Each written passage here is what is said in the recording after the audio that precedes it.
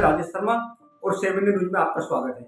आज चूंकि पूरे उत्तर प्रदेश में पूर्व की राजनीति का एक चेहरा बाहुबली जिसका नाम धनंजय सिंह है, आज हम देख रहे हैं कि पूर्व से लेकर पश्चिम तक धनंजय को लेकर चारों ओर बड़ी सरगर्मी तेज है।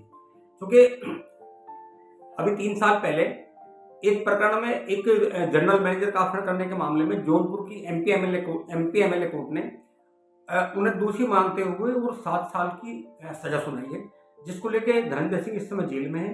और चूंकि 2024 के लोकसभा चुनाव वो लड़ना चाहते थे और धनंजय सिंह को लेकर पूर्वांचल की राजनीति हमेशा गर्म रही है और एकाएक जैसे धनंजय सिंह जेल जाते हैं तो एकाएक पूरे प्रदेश में जो ठाकुर राजनीति है वो करवट सी लेने लगी। तो आज हम बात करते हैं धनंजय सिंह की। धनंजय सिंह कौन और बाहुबली कैसे बने?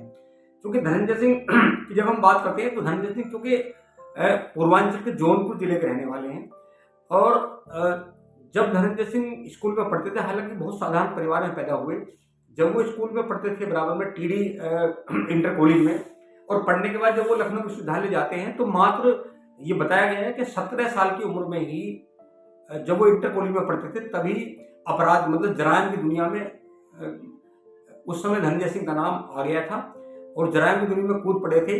बताया गया कि इंटर कॉलेज की एक शिक्षक की हत्या हो गई थी, उसमें उनका नाम धनंजय सिंह का नाम आया और मुकदमा भी दर्ज हुआ।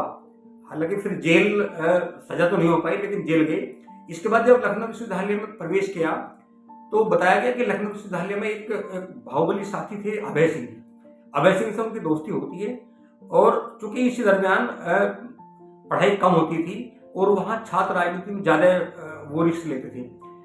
क्योंकि जो छात्र राजनीति का जीवन था वहाँ जो जितने भी बाहुबली उस समय थे उन सब से धनंजय सिंह का उठना बैठना शुरू होता है। और बताया गया कि पूर्वांचल में रेलवे की ठेकेदारी को लेकर लगातार जो एक पूरा गैंग था, जो एक बाहुबलियों का गैंग था, जराइम की दुनिया में जो लोग थे उनका गैंग था और जो लगातार पैसा कमाने का उससे शौक था, उसे लगा कि पैसा कमाया जाना चाहिए। और इस बीच ये बताते हैं कि धनंजय सिंह ने वहाँ रंगधारी का काम और रंगधारी धमकी हफ्ता वसूली ये काम शुरू कर दिया। और एकाएक इस बात को लेकर चूंकि ये बताया गया जो अभय सिंह थे वो धनंजय सिंह के सीनियर थे और वो ये सब काम करते थे, तो अभय सिंह के साथ लगकर धनंजय सिंह लगातार ये रंगधारी हफ्ता वसूली ये सब करते थे। इसी बीच में एक हत्या होती है और हत्या में धनंजय सिंह का नाम आ जाता है।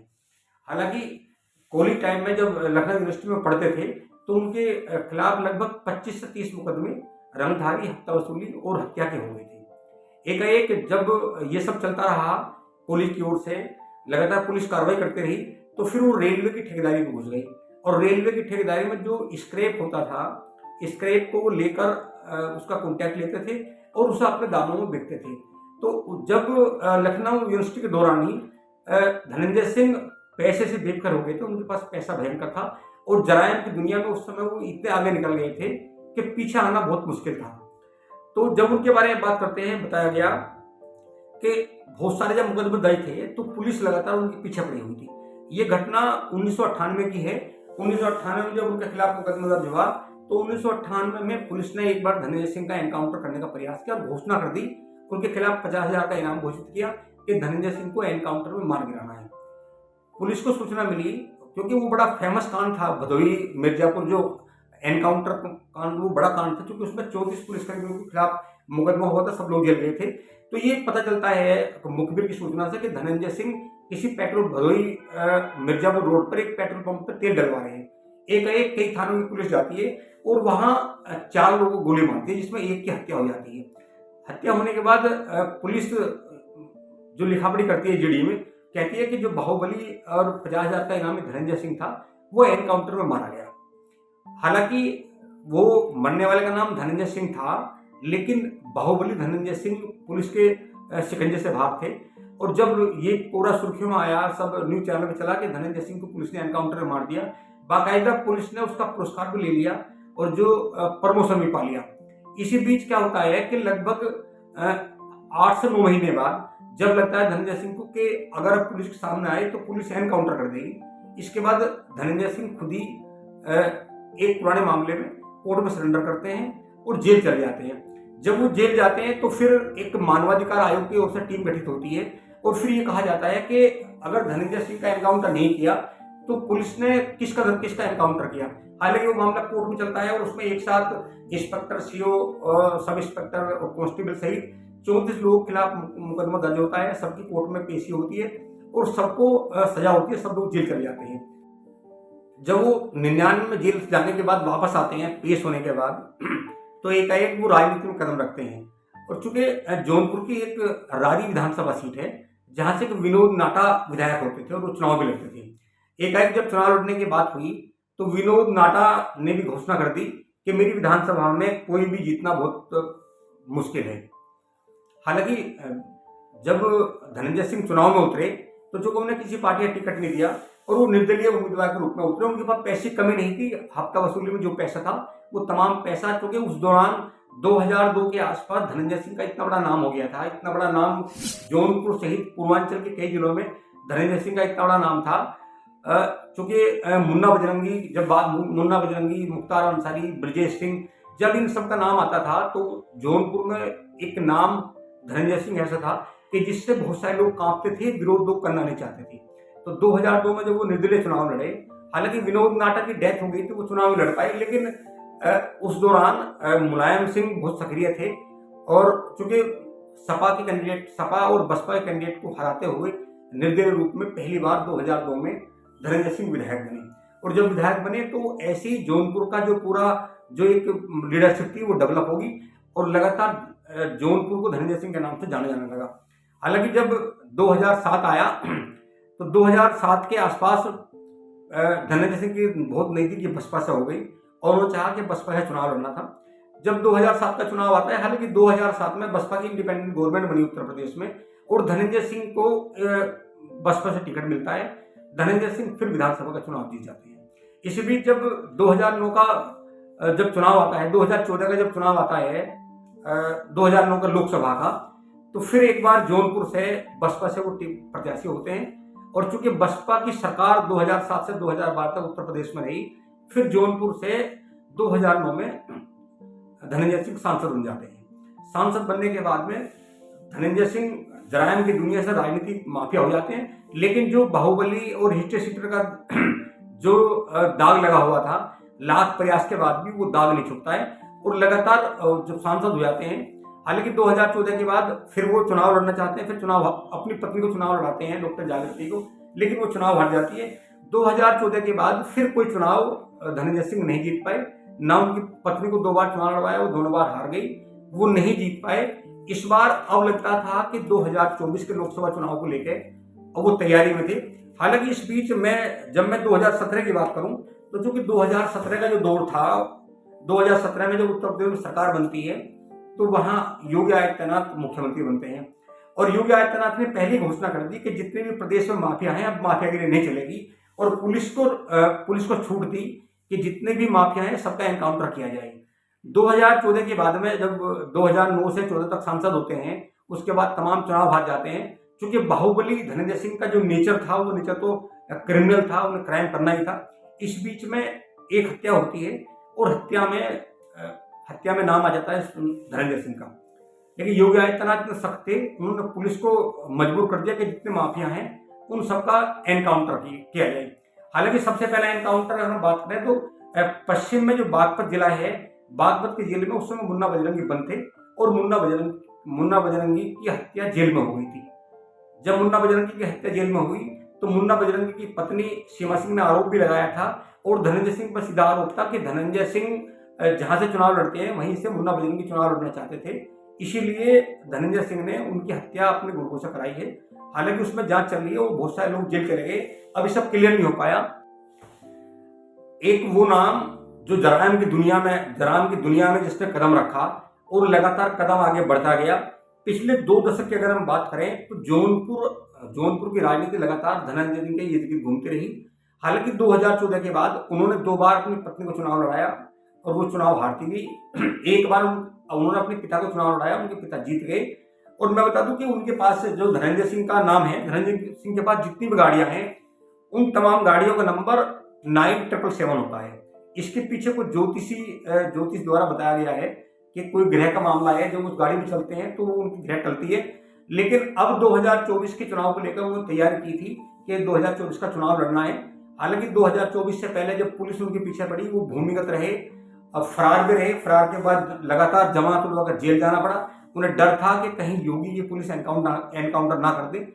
2017 से लेकर 2020 तक लगातार वो सलाखों के पीछे रहे। उन्हें हमेशा, चूंकि ये जो दौर था योगी आदित्यनाथ का, उन्होंने पूरा ऐलान कर दिया था, पुलिस को साफ कर दिया था कि कोई भी माफिया, कोई रंगधारी, धमकी वसूली अगर कोई करता पाया तो एकदम एनकाउंटर किया जाए। जितने भी माफिया उत्तर प्रदेश के थे, तमाम माफियाओं ने अपने आप को बचाने के लिए जो जेल में थे उन्होंने जमानत नहीं कराई। जो जेल के बाहर थे वो तमाम जमानत उठवाकर जेल के अंदर चले गए। धनंजय सिंह के साथ भी ऐसा हुआ। जब धनंजय सिंह का एनकाउंटर करने के लिए 50,000 का इनाम घोषित किया गया, उसके पीछे पुलिस पड़ी, तो प्रयागराज में वो चले गए। प्रयागराज कोर्ट में सरेंडर करके अपने आप को जेल में जाकर अपने आप को सुरक्षित कर लिया। अब 2024 के लोकसभा चुनाव को लेकर जिस तैयारी के साथ धनंजय सिंह थे, हालांकि धनंजय सिंह का इससे पहले भी बहुत सारे आरोप लगे। जब वो सांसद थे तो उनके घर पे एक नौकर, एक महिला का कत्ल हो जाता है और उसमें पूरी जांच होती है, तो पता कहीं ना कहीं ये आरोप लगते हैं कि जो उनकी पत्नी होती है डॉक्टर जागृति सिंह, उनके द्वारा कहीं ना कहीं यातना दी गई। उस यातना के बाद में उसे मारा गया। हालांकि फिर डॉक्टर ज्योति सिंह का भी, ज्योति सिंह जो उनकी पत्नी थी, उन्हें भी तलाक लेना पड़ा। इसके बाद फिर तीसरी शादी होती है, जो श्रीकला रेड्डी, एक तेलंगाना का बड़ा परिवार है, व्यवसायिक परिवार है, वहां से उनकी शादी होती है। और अब 2024 के लोकसभा चुनाव को लेकर जो पूरे पूर्वांचल में इस समय हल्ला मचा हुआ है, जो शोर मचा हुआ है, उसमें एक बड़ा नाम धनंजय सिंह इसलिए है कि धनंजय सिंह ने ये ऐलान कर दिया था कि वो इस बार चुनाव लड़ेंगे। हालांकि बीजेपी ने तो उन्हें टिकट देने से इनकार कर दिया, लेकिन सपा या दूसरे दल से इन लिए वो चुनाव लड़ने की तैयारी में थे। एक 4 साल पहले एक मैनेजर को जो उन्होंने अपहरण किया, वसूली के लिए अपहरण करने के मामले में मुकदमा दर्ज होता है। उस मुकदमे में जब एमपी एमएलए कोर्ट से निर्णय होता है, उन्हें दोषी माना जाता है। जब पुलिस गिरफ्तार करती है तो एकाएक पूरे प्रदेश में भूचाल आता है और पूर्व से लेकर पश्चिम तक जो ठाकुर राजनीति है वो करवट लेती है। उसके बाद फिर ये कहा जाता है कि अभी धनंजय सिंह की बारी है और फिर बारी ब्रजेश सिंह, क्योंकि ब्रजेश सिंह माफिया ब्रजेश सिंह की भी आएगी। क्योंकि जो माफिया पूर्वांचल के थे, हम मुख्तार अंसारी की बात करें तो मुख्तार अंसारी सलाखों के पीछे है, बहुत दहशत में है। उन्हें लगता है कि कहीं एनकाउंटर ना हो जाए। अतीक अहमद की जहां तक बात है वो सबके सामने है कि अतीक अहमद और उसके भाई का जिस तरह पुलिस कस्टडी में कुछ अपराधियों ने गोली मारकर हत्या कर दी गई। इसके अलावा बहुत सारे गिरधारी सिंह ऐसे माफिया थे जिसको पुलिस ने एनकाउंटर में मार गिराया। और तमाम ये जो पूरा इस समय दौर चल रहा है, तमाम जो माफिया हैं पूर्वांचल के, जो खूंखार माफिया हैं वो उस समय जेल के बंद हैं और जो राजनीतिक चोला पहने हुए हैं वो राजनीति लगातार कर रहे हैं। लेकिन धनंजय सिंह का एक ऐसा नाम है, एक सुर्खियों में इसलिए भी आया कि Dhananjay Singh MP MLA court से 7 साल की सजा के लिए गिरफ्तार हो जाते हैं। उधर एक छोर पे जब हम गोंडा की बात करते हैं तो ब्रजभूषण शरण सिंह, वो भी बाहुबली हैं, उनका भाजपा टिकट काट लेती है। इधर ब्रजेश सिंह शिकंजे में आने से थोड़े बचते हैं। उधर देखा जाता है कि राजा भैया को लेकर भी बहुत ज्यादा है, क्योंकि राजा भैया भी एक छोर को संभाले हुए पूर्वांचल के जो ठाकुर राजनीति के हैं, प्रतापगढ़ की जब बात करते हैं तो वहां राजा भैया का अपना वर्चस्व है। तो एक धनंजय सिंह की गिरफ्तारी को लेकर जो पूरे प्रदेश में पूरे जो ठाकुर बिरादरी है उसको लेकर जो करवट ली है चुनाव में, लगातार ठाकुरों की नाराजगी है। और पूर्व से लेकर पश्चिम तक धनंजय सिंह की गिरफ्तारी को लेकर लोग कहने लगे कि अगर धनंजय सिंह जेल से बाहर नहीं आएंगे तो जो ठाकुर वोट है वो कहीं ना कहीं बीजेपी से छिटक सकता है। हालांकि अगर हम धनंजय सिंह के सूत्रों की बात माने तो उनकी पत्नी श्रीकला रेड्डी ने ऐलान कर दिया वो जौनपुर से लोकसभा का चुनाव लड़ेंगी। अभी कुछ समय पहले एक शादी के दौरान अखिलेश यादव और धनंजय सिंह की आपस में मुलाकात हुई। बहुत सारे लोगों ने माना कि हो सकता है कि सपा उन्हें टिकट दे, लेकिन उससे पहले वो जेल चले गए। और अब श्रीकला रेड्डी और जो जौनपुर के समर्थक हैं, क्योंकि जिस तरह गिरफ्तारी हुई है धनंजय सिंह की, उससे पूरे प्रदेश में धनंजय सिंह को लेकर ठाकुर समाज में आक्रोश भी है, उबाल भी है। हालांकि धनंजय सिंह कोई सामान्य नहीं है, वो बाहुबली है, बहुत सारे अपराध किए हैं, बहुत सारी हत्याएं की हैं और रंगधारी डकैती बहुत सारे। हालांकि जो उनके चाहने वाले लोग हैं वो उन्हें इसलिए देवता मानते हैं, उनका नाम रॉबिन हुड भी रखा गया है। बहुत सारे लोग रॉबिन हुड कहते हैं क्योंकि जो विरोधी खेमा है वो उन्हें अपराधी की तरह मानता है। लेकिन जो उनके अपने हैं जिनकी मदद लगातार करते हैं धनंजय सिंह, और धनंजय सिंह के साथ वे लोग लगातार रहते हैं, वो धनंजय सिंह को अपराधी नहीं मानते, वो देवता की तरह जौनपुर में धनंजय सिंह के साथ रहते हैं। और ये कहा जाता है कि धनंजय सिंह जब चुनाव लड़ते हैं तो ठाकुर वोट उनसे अलग नहीं जाता, योगी आदित्यनाथ पूरी ताकत के साथ जब चुनाव लड़ते हैं, विधानसभा का चुनाव हो लोकसभा का हो, लेकिन जौनपुर में जो ठाकुर वोट होती है वो धनंजय सिंह के इर्द गिर्द रहती है। तो ये कहानी थी धनंजय सिंह की। आप लगातार देखते रहिए 7 इंडिया न्यूज। नमस्कार, राजेश शर्मा। आपको बेहतर लगे प्लीज एक बार चैनल को सब्सक्राइब कीजिए, वीडियो को शेयर कीजिए। नमस्कार।